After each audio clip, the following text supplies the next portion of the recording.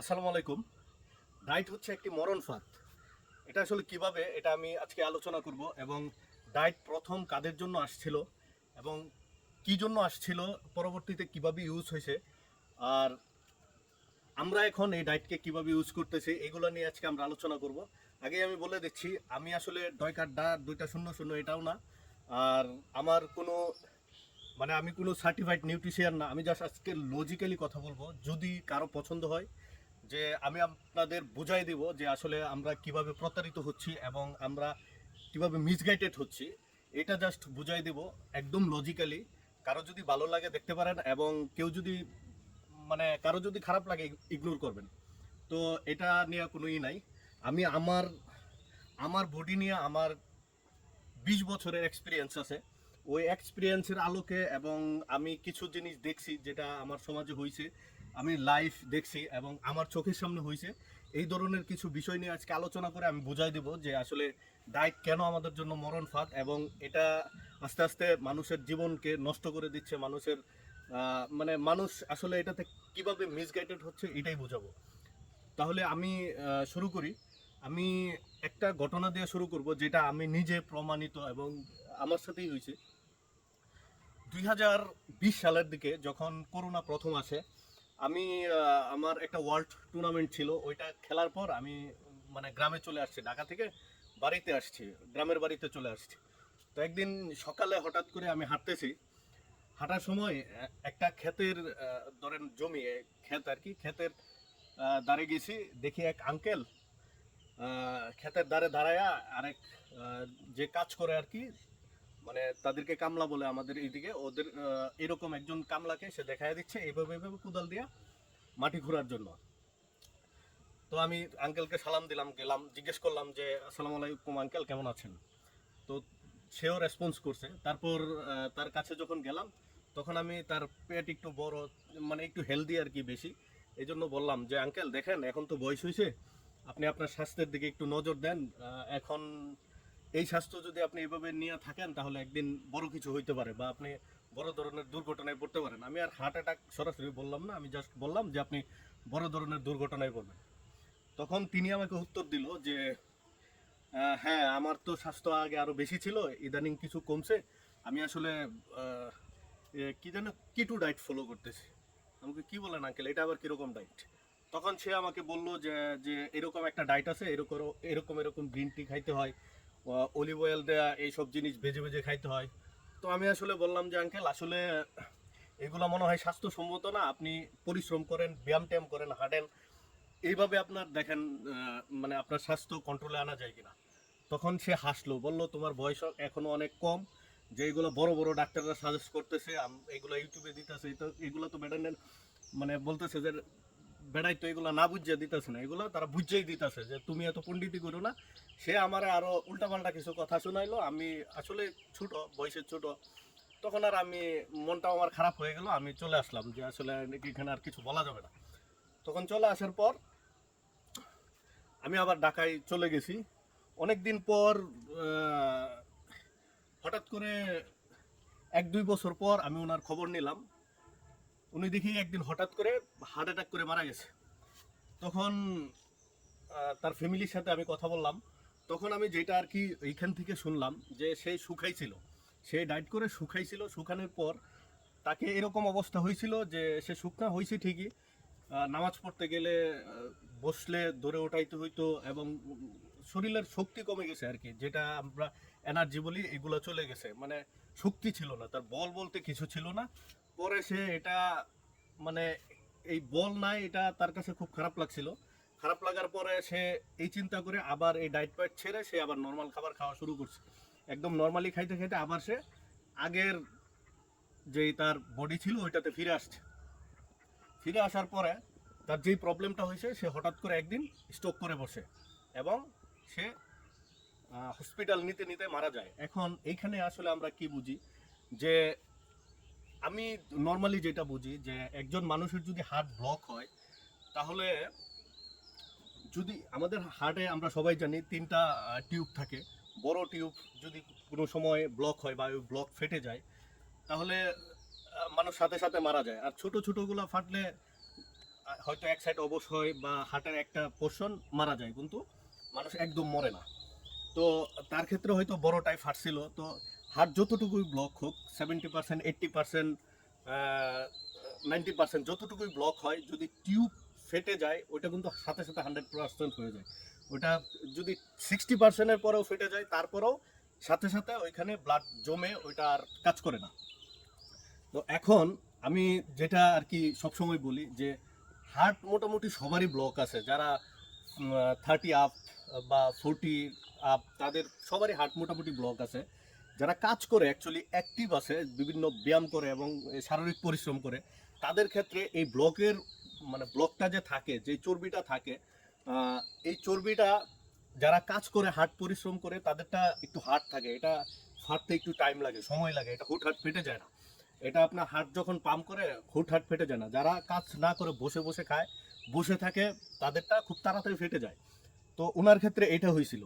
তে আমি যেটা আর কি এইখান থেকে, এই মৃত্যু থেকে যেটা ডিফাইন করা গেছে যে সে আসলে এই যে মিসগাইডেড হয়েছিল, এই কিটো ডায়েটের চক্করে পড়ছিল, পয়রা সেরা, সে যে তার শরীরের যে অ্যাক্টিভিটি, তার যে পরিশ্রম, এটা সে কমায় ফেলছিল। কমায় ফেলাতে তার যে ওই যে হার্টের যে ব্লকেজের যে চর্বিটা ছিল, ওইটার যে উপরের যে প্রিপেয়ারিং বা এটাকে কি যেন বলে, মেডিকেল ট্রামে একটা ভাষা আছে, ওইটা খুব পাতলা ছিল, ওইটা ফেটে গেছে। সে মানে তার মৃত্যু খুব তাড়াতাড়ি হয়ে গেছে। এখন এইখানে অনেকেই বলতে পারেন যে মৃত্যু তো সবারই হবে। হ্যাঁ, মৃত্যু সবারই হবে, এটা অবধারিত, এটার মাঝে কোনো সন্দেহ নাই। কিন্তু এখানে একটা কথা আছে যে মৃত্যু সবারই হবে, তবে আল্লাহ বলছে বান্দাকে হুঁশিয়ার থাকার জন্য। তো আমরা তো এরকম না যে নিজের পেটে নিজে ছোড়া মেরে মরে যাব, ট্রেনের নিচে মাথা দিয়ে মরে যাব, এরকম কিছু করতে কিন্তু আল্লাহ নিষেধ করছে। তো এটাও কিন্তু ওই রকমই একটা কিছু হয়েছে যে নিজের পেটে নিজে ছোড়া মারা বা ট্রেনের নিচে মাথা দেওয়ার চেয়ে বড় কিছু হয়েছে। যদি এই আঙ্কেল বুঝতো যে পরিশ্রম করতো এবং তার শরীরকে অ্যাক্টিভ রাখতো, একটু হাঁটাচলা করতো বা একটু দৌড়াইতো, একটু ব্যায়াম করতো, তাহলে তার ক্ষেত্রে এটা হইতো না, এটা হওয়ার পসিবিলিটি ছিলই না। তো এটা একটা ঘটনা।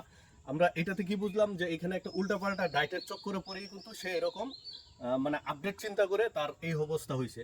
তো এরকম আরেকটা ঘটনা আছে আমার, যে আমি এক জায়গায় এক রিলেটিভের বাড়ি বেড়াইতে গেছি।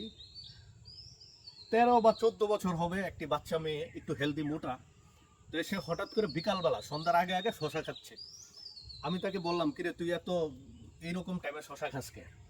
কয় আমি তো ডায়েটে আছি, আমি সারাদিন কিছু খাই নাই, এখন শশা খাইতেছি, আমি দেখো না আমি হেলদি হয়ে গেছি, আমার স্বাস্থ্য মোটা হয়ে গেছে, আমি স্মার্ট হইতেছি, আমি স্লিম হইতেছি। তখন আমি কইলাম, এই বুদ্ধি তোরে কে দিছে?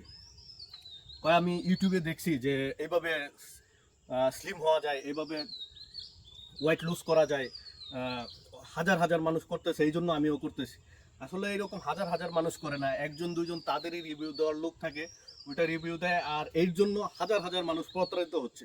এখন বলেন, এই বাচ্চা মেয়েকে কে বোঝাবে যে তার গ্রোথই এখনো শেষ হয় না, তার শরীরে তার বডিতে যেই চর্বি আছে, তার এই চর্বি তার গ্রোথের ক্ষেত্রে কাজে লাগবে। এই চর্বি সে কমানোর জন্য উঠে পড়ে লাগছে, এই যে তার ভিতরে মিসকনসেপ্ট একটা ঢুকছে।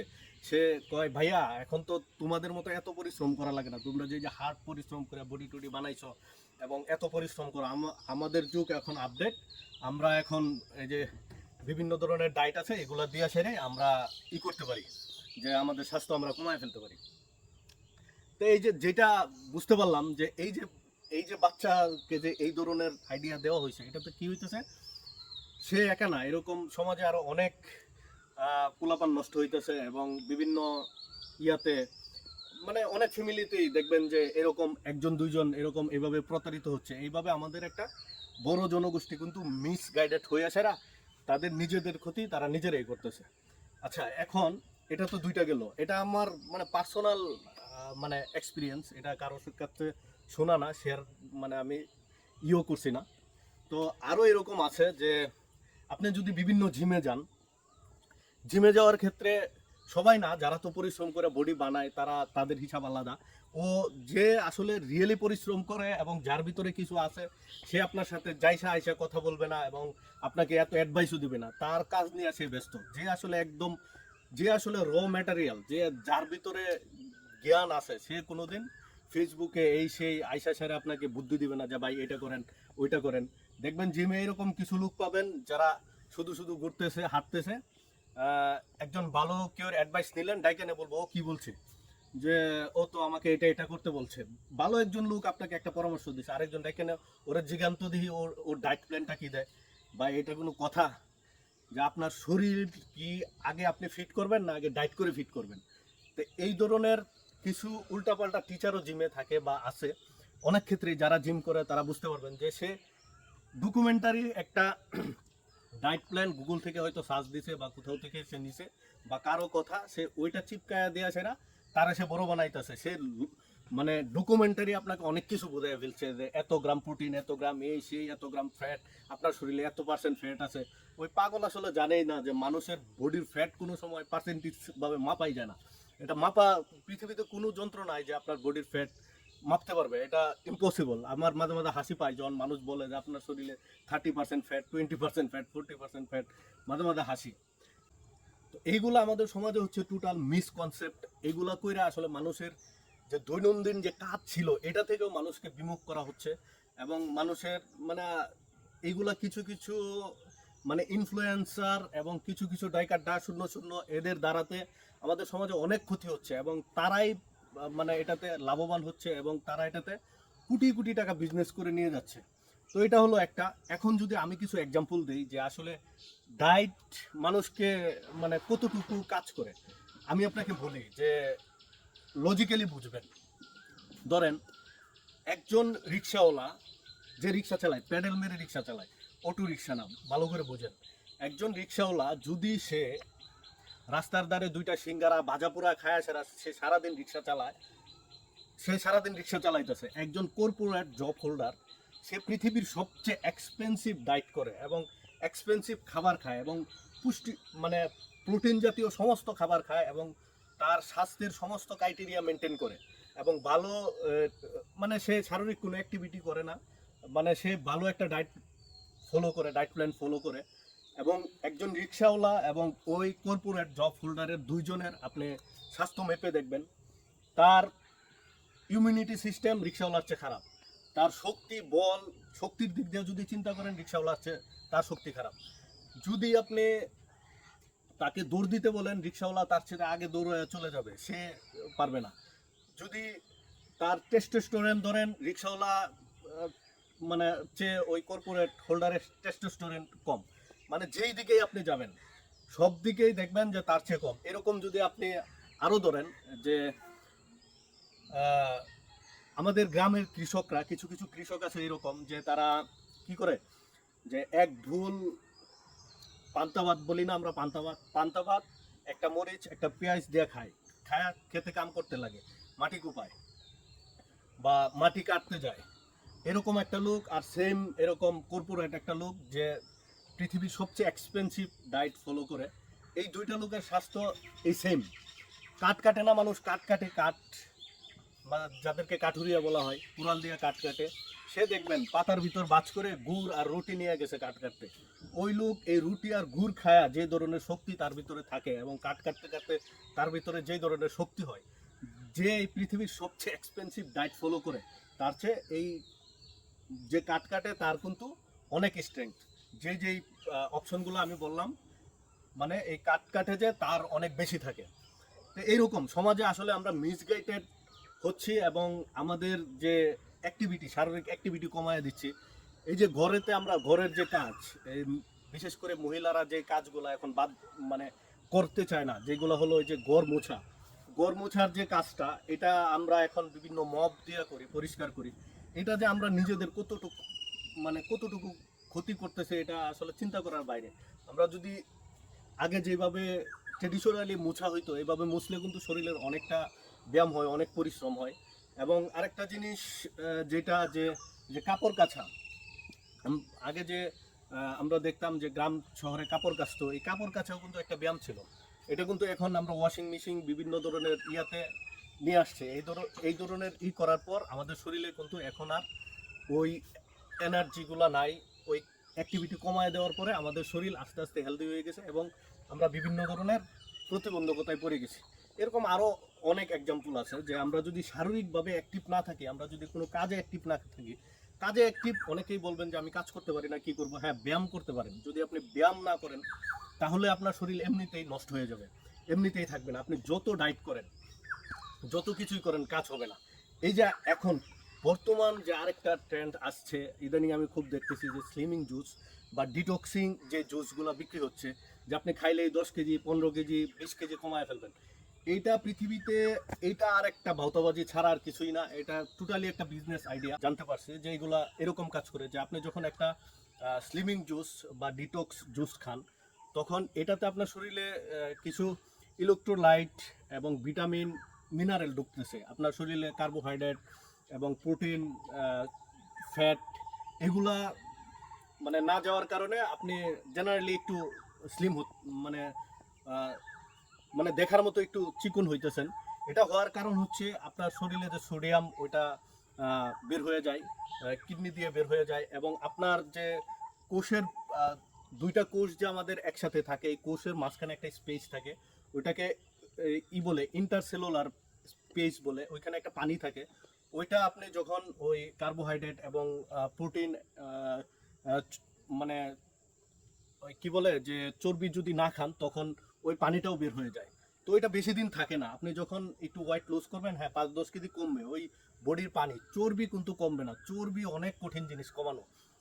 আপনি আপনার যে ব্রেন, এটা আউটসাইডে কতটুকার কাজ করে, এটা আপনার বডির ইনসাইডে যে পরিমাণ কাজ করে, আপনার আপনার ব্রেন আপনার চেয়ে অনেক বেশি কনজুস। আপনি যখন বডিতে খাবার কমায় দেবেন, বডি আপনার যে আদার্স যে অ্যাক্টিভিটি আছে ওইগুলা কমায় দেবে। বডি কিন্তু চর্বি আপনার খরচ করবে না।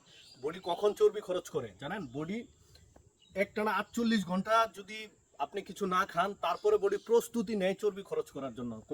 তখন যদি আপনি আবার খাবার খেয়ে ফেলেন, তারপরেও বডি ওইটা খরচ করে না। ওই খাবার থেকে সাথে সাথে ওইটা বডিতে পাচ করে আবার বডি সব কিছুকে ঠিক করে ফেলে। কিন্তু আপনি খাবার খাচ্ছেন না, আবার কায়িক পরিশ্রম, শারীরিক পরিশ্রম করছেন, তখন আপনার চর্বি কমবে। যদি আপনি শুধু খাবার খাচ্ছি না, এমনিতেই ফাস্টিং করতেছি, আমার চর্বি কমবে, এটা জীবনেও কমবে না। আপনার অন্য অন্য দিক আপনি উইক হয়ে যাবেন, কিন্তু চর্বি কমবে না। চর্বির ক্ষেত্রে বডি অনেক কনজুস। ওইটা বডি খরচই করতে চায় না। চর্বি আপনার খরচ করবে না। আপনি যখন দিনের পর দিন না খায়া থাকবেন, পানি খায়া থাকবেন, তখন গিয়ে আস্তে আস্তে বডি মাসল, হাড্ডি, বোন এবং চর্বি তিনটা একসাথে খরচ করবে। শুধু চর্বি কখনো না খায়া থেকে খরচ হবে না। এটা মানুষের একটা ভুল ধারণা। চর্বি একসাথে, শুধু চর্বি বডি থেকে কখনো খরচ হয় না। বডির সাথে, চর্বির সাথে মাসল খরচ হয়, হাড্ডিও খরচ হয়, চর্বি খরচ হয়, তিনটা একসাথে খরচ হয়। তো এইগুলা করা যাবে না, না খায়াও থাকা যাবে না। এগুলা কিন্তু আমাদের ভুল ধারণা, এগুলা থেকে বেরিয়ে আসতে হবে। আর যেটা আমি যেটা বলছিলাম, ডায়েট, ডায়েট আসলে কোথায় থেকে আসছিল, এটা প্রথমে আপনাদের একটু ধারণা দিই। ডায়েট প্রথমত যখন মানে এখন তো মানে পলিটিক্যাল ওয়ার্ল্ড, এখন সব রাজনীতির উপর চলে। একসময় যুদ্ধের উপর চলতো। যখন যুদ্ধ চলতো তখন এই সোলজারদের এক ধরনের খাবার দেওয়া হইতো। যারা যুদ্ধ করতো, যুদ্ধের সোলজার ছিল, তাদের এক ধরনের খাবার দেওয়া হইতো। ওই খাবারের কিছু রিকোয়ারমেন্ট থাকতো, এবং উচ্চ মানে শক্তি সম্পন্ন কিছু খাবার, প্রাকৃতিক খাবার, কোনো প্রসেসড ফুড না। ওইটা খাওয়ার পরে তারা ট্রেনিং করতো যুদ্ধের জন্য, এবং ট্রেনিং করার সময় তাদের শরীরের গঠন বিভিন্নভাবে চেঞ্জ হইতো। তো চেঞ্জ দেখা সারা ওই সময় বিভিন্ন রাজাবাসার ছেলেরা, প্রিন্সেরা ওইটা দেখা আকর্ষিত হইতো। তখন তারাও চেষ্টা করতো যে এই খাবারটা তারাও খাবে। এটাই একটা ডায়েট ছিল। খাদ্য ডায়েট তো হলো একটা খাদ্য প্রণালী। ওই খাদ্য প্রণালীটাও পরে মানে প্রিন্সদের কাছে আসে, এবং প্রিন্সেরাও তখন কিন্তু তারাও যুদ্ধবিদ্যা শিখতো। তারা কিন্তু বসে বসে খাইতো না, ওইটা খাইতো, খাওয়ার পরে তারাও ট্রেনিং করতো। এক সময় পৃথিবী থেকে যখন যুদ্ধের পলিটিক্স চলে যায়, তারপর পৃথিবীতে আসে ব্রেনের পলিটিক্স। তখন বড় বড় ফ্যামিলিরা ওই খাবারটা তারা ফলো করতো, এবং তারা তখন তো আর যুদ্ধ করতো না, তারা ব্যায়াম করতো, ব্যায়ামের সাথে সাথে ডায়েট করতো। তো এটা আস্তে আস্তে আপডেট হইতে হইতে হইতে হইতে এই অবস্থা হয়েছে যে এখন শুধু ডায়েট দেওয়া চলে, ব্যায়াম ট্যায়াম অ্যাক্টিভিটি সব কিছু মানুষ বাদ দিয়ে দিছে। এই যে কাজটা আমরা শুধু, কিছু কিছু আছে যে ডয়কাড্ডা শূন্য শূন্য, যে তারা যে যে কাজটা করে, এই ডায়েট প্ল্যান আপনাদেরকে দিচ্ছে, কিন্তু শরীরের কোনো অ্যাক্টিভিটি তারা করার জন্য পরামর্শ দেয় না। এটা কিন্তু খুব একটা বাজে জিনিস, এটা একদমই করা যাবে না। আপনার শরীরের যদি আপনি অ্যাক্টিভিটি বাড়ান, আপনি যদি কাজে কর্মে থাকেন, আপনি যে কোনো কাজ করতে পারেন। রোদ্রে করেন, পানিতে করেন, যেইভাবে করেন, কাজে কর্মে থাকেন, ওইটা আপনার শরীরের জন্য ভালো। আপনি ডায়েট করে, আপনি বিভিন্ন প্ল্যানিং করে, বিভিন্ন প্রসেস ফুড খায় আপনার শরীরকে ভালো রাখবেন, এটা আপনি সবচেয়ে বড় বোকামি করতেছেন পৃথিবীতে। এটা তো করাই যাবে না।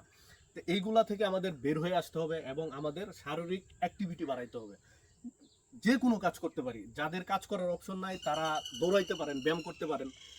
সবচেয়ে ভালো হাঁটার যদি বাড়ে, আপনার ক্ষমতা বাড়ে, তখন আপনি দৌড়ান, আস্তে আস্তে দৌড়ের ক্ষমতা বাড়ান, আস্তে আস্তে 10 metre, 20 metre, 50 metre, 40 metre, 100 metre, 1 kilo, এভাবে দৌড়ের স্পিড বাড়ান, টাইম দেন, ব্যায়ামে টাইম দেন। এইগুলো আজে বাজে ডায়েট, এগুলা স্লিমিং জুস, এগুলার চক্করে পড়ে আপনার নিজের যে ক্ষতি আপনি করতেছেন, এইগুলা থেকে বেরিয়ে আসেন। এইগুলা থেকে বেরিয়ে আসলে দেখবেন যে আপনার শরীর আস্তে আস্তে ঠিক হয়ে যাবে। এইগুলা এই জন্যই আর কি বলছি যে ডায়েট হলো মরণ ফাঁদ। আর ডায়েট কাদের জন্য মানে দরকার, প্রয়োজন? যারা অ্যাথলিট, প্লেয়ার, খেলাধুলা করে, দেখেন যারা আমাদের দেশেই অনেক বডি বিল্ডাররা আছে, যাদের বডি মেনটেন্স করতে অনেক অনেক টাকা খরচ হয় এবং অনেক এক্সপেন্সিভ ডায়েট তারা নেয়। তারা স্পোর্টসম্যান, তারা নিতেই পারে, তাদের কম্পিটিশনে যাইতে হয় এবং তারা কিন্তু মানে উন্নত লেভেলের খাদ্য দেওয়া ডায়েট প্ল্যানিং করে, যেটা অন্য মানুষ খাইলে এটা কিছুদিন মানে এটা খাইতেই পারবে না। তো ডায়েট সবসময় হয় আপগ্রেশন হয়, ডায়েট কিন্তু ডিক্রিজ হয় না। আমরা কি ডায়েট দিয়ে ডিক্রিজ করতে চাই, এটা ভুল ধারণা। আপনার বডি যদি ডায়েট দিয়ে কমাইতে চান, এটা করা যাবে না। আপগ্রেশন করতে চান, ওইটা ঠিক আছে। আপনি যখন ডায়েট করবেন তখন আপনাকে কষ্ট করতে হবে, পরিশ্রম করতে হবে। যারা বডি বিল্ডাররা, যারা ডায়েট করে, যে যত ভালো ডায়েট করে সে তত বেশি ব্যায়াম করে এবং তত বেশি পরিশ্রম করে, তত বেশি কষ্ট করে। ওর ডায়েট যদি আপনি বসে বসে ফলো করেন, এটা তো ম্যাডনেস, পাগলামি, এটা আপনার করাই যাবে না। আর যদি কেউ আপনাকে এরকম ডায়েট সে ফলো করতে বলে, ওইটা আরেক পাগল, ওইটার কথা শোনাই যাবে না। তো এইগুলা থেকে আমাদের বের হয়ে আসতে হবে, এইগুলা আমাদের করা যাবে না। এবং আর ডায়েট কারা করে? আরও যারা ডায়েট করে, ফিল্ম স্টাররা ডায়েট করতে পারে। ফিল্ম স্টাররা কেন করে? তাদের আজকে এরকম মোটা থাকতে হবে, কালকে এরকম চিকন হইতে হবে, কালকে বডি, তারপরের দিন বডি একটু বড় হইতে হবে, বিভিন্ন টাইপের রিকোয়ারমেন্ট থাকে। এই জন্য তাদের পিছনে বিভিন্ন নিউট্রিশিয়ানও থাকে, বড় বড় নিউট্রিশিয়ান, সার্টিফাইড নিউট্রিশিয়ান থাকে, 2-3 জন করে নিউট্রিশিয়ান থাকে। যেটা আপনি এখানে বৈশা বৈশা ফিল্ম স্টারের ডায়েট যদি আপনি ফলো করেন, আপনার শরীরে কাজ করবে না। তাদের শরীরেও ডায়েট কাজ করে, অনেক সময় অনেক কিছু শর্টেজ থাকে, তখন তারা সাথে সাথে ওইটা ফিল আপ করে। তাদের যদি দেখা যায় যে জাঙ্ক ফুড খাওয়া লাগবে ওইটা ফিল আপ করার জন্য, ওইটা খায়া কিন্তু তারা মেপে টেপে ফিল আপ করে। আপনি আজকে ডায়েট নিয়ে বসে আছেন, আপনার বডি কখন ডিহাইড্রেট হচ্ছে, কখন আপনার রোগে টান মারছে, কেন মারছে, এটা আপনি বুঝেন না, আর আপনি ডায়েট করে যাচ্ছেন। তো এইগুলো আমাদের জন্য আসলে অ্যাপ্লিকেবল না। আমরা আসলে আমাদের সুস্থতার জন্য আমরা যেটা করতে পারি, যেটা আমাদের সবচেয়ে বেশি দরকার, আমাদের শরীরের অ্যাক্টিভিটি বাড়ানোর দরকার, আমাদের কাজ করা দরকার, পরিশ্রমের কাজ করা দরকার, আউটডোর কাজ করা দরকার। ইনডোর না, আউটডোর। আউটডোর যে কোনো কাজ হইতে পারে, খেতে, খামারে, বনে আপনি হাঁটতে পারেন, ব্যায়াম করতে, আমি বারবার বলছি সাইকেলিং করতে পারেন। আমি আসলে মানুষকে এটাই বুঝাইতে চাইতেছি যে আপনি আপনার আউটডোর অ্যাক্টিভিটি বাড়ান, আপনি হেঁটে হেঁটে অফিসে যান, আপনি আপনার শরীরকে কায়িক পরিশ্রম করেন, আপনি অন্য কিছু না, আপনি খাবারের কোনো চক্করে পড়বেন না। এটাতে আপনার নিজের মৃত্যু আপনি নিজেই মানে ডেকে আনতেছেন। এগুলো থেকে বের হয়ে আসতে হবে। তো এটা ছিল আজকে। আসলে ভিডিও অনেক বড় হয়ে যাচ্ছে, আরও অনেক কিছু ছিল, আরও অনেক উদাহরণ ছিল, তো এগুলা আর আজকে দিলাম না। আজকে আমরা এখানেই শেষ করতেছি এবং আমরা এগুলা থেকে বের হয়ে আসবো। আমরা ট্রাই করবো আমাদের অ্যাক্টিভিটি বাড়ানোর জন্য এবং মানে আমাদের যেই যারা শর্টকাট প্ল্যান দিতেছে এগুলা থেকে দূরে থাকার জন্য। এগুলা টোটালি বিজনেস প্ল্যান। আপনি দেখবেন যে যারা এই ধরনের প্ল্যান দেয় তারা তারা সবাই বিজনেসের সাথে জড়িত, তাদের নিজেদের প্রোডাক্ট বেচতেছে, অন্য কিছু না। আর দেখবেন বাংলাদেশে কিছু কিছু ডাক্তার আছে এই সেই, আচ্ছা একজন যদি ভালো ডাক্তার হয় তাকে ফেসবুকে ইউটিউবে এসে বিজ্ঞাপন দেওয়ার কোনো দরকার আছে? একজন ভালো ডাক্তার মানুষ খুঁজে বেড়ায়। আর ভালো ডাক্তাররা কোনো সময় মানে ক্যাম্পাসারের মতো এই সেই, এইটাতে এটা আছে, এটাতে এটা আছে, ওই ধরনের অ্যাডভাইসও মানুষকে দেয় না। তারা চুপচাপ বসে থাকে, তাদের ওইখানে মানুষ যায়। ভালো ডাক্তার কোনো সময় ফটর ফটর ফটর ফটর এত বেশি করে না। তো এইগুলো আমাদের ধ্যান রাখতে হবে, যে যা বলতেছে ওইটা শোনা যাবে না। নিজের ব্রেনকে কাজে লাগান, আশেপাশের পরিবেশ পরিস্থিতি দেখেন এবং আপনার পাস্ট চিন্তা করেন যে আপনার বাবারা, আপনার দাদারা কিভাবে চলছে, তারা কি খাইতো, তারা কেমনে চলতো। দেখেন এই যে রিক্সাওয়ালার কথা বললাম, সে যদি এই রিক্সা চালানোর পাশাপাশি দেখবেন প্রায় রিক্সাওয়ালা বিড়ি সিগারেট খায়, যদি এইটা না খাইতো তার মতো এত ভালো হেলথ আর পৃথিবীতে কারো থাকতো না। সেম জিনিস যারা খেতে খামারে কাজ করে তাদের দেখবেন একটা বদ অভ্যাস থাকে, বিড়ি সিগারেট খায়। তো এইগুলা করার দরুনই তাদের বিভিন্ন ধরনের রোগটুক হয়, নাহলে এমনিতে তাদের বিভিন্ন কোনো ধরনের রোগটুক থাকে না। তো এইগুলো আপনি একটু চিন্তা করলে বের করতে পারবেন। মানুষের উল্টাপাল্টা কথায় না আইসা আমরা আমাদের নিজের শরীর দেখেন, আল্লাহ বলছে যে তুমি খাবার, ঘুম এবং অন্য কিছু জরুরত ছাড়ার পরে যে টাইম থাকে ওইটা জমিনে ছড়ায় পড়তে বলছে। আল্লাহ কিন্তু এটা বলে না যে কাজ করতে বলছে। আল্লাহ কিন্তু কাজ বলে নাই, বলছে জমিনে ছড়ায় যাইতে। তো জমিনে কাজ করতে বলছে, আপনাকে ঘরে বসে থেকে কাজ করতে বলে না। এই কথাগুলো আপনি লজিক দিয়া মানে আপনার ব্রেন দিয়া চিন্তা করেন, এই জন্য এইগুলা কেন আসছে। আল্লাহ কিন্তু এখানে চাইলে এটাও বলতে পারতো যে হ্যাঁ তুমি কাজ করো, যে অন্য জরুরত ছাড়ার পরে তুমি কাজ করো, কাজ করতে বলে না, জমিনে ছড়াইতে বলছে। তো এই কথার কিন্তু একটা বড় লজিক আছে, আমরা যদি এটা চিন্তা করি অনেক বড় লজিক। তো এইভাবে আমরা সব কিছু যদি আমরা একটু মাইন্ড দিয়ে চিন্তা করি তাহলে অনেক কিছু বের হয়। আর আমাকে দিয়েও চিন্তা করতে পারেন, আমার যে প্রথম যে ভিডিওগুলো আছে, মানে আমি কোন অবস্থা থেকে, আমি কিন্তু কোনো ডায়েট ফাইট কোনো কিছুই নেই না, আমি রোজা রাখতেছি, ব্যায়াম করতেছি, খাইতেছি, সুস্থ আছি। আমি প্রথম রোজার 1 সপ্তাহ আগে হয়তো ব্যায়াম শুরু করছি, মাঝখানে অনেক দিন বন্ধ ছিল, আমার স্বাস্থ্য অনেক খারাপ হয়ে গেছিলো। যারা প্রথম ভিডিও যারা দেখছে তারা বলতে পারবে আমার স্বাস্থ্য খুবই খারাপ হয়ে গেছিলো এবং মেন্টালি আমি অনেক ডিপ্রেস ছিলাম। আর অন্তত আমি আপনার বড় এক্সাম্পল হইতে পারি, আমি ব্যায়াম করি এখন ঠিক মতো।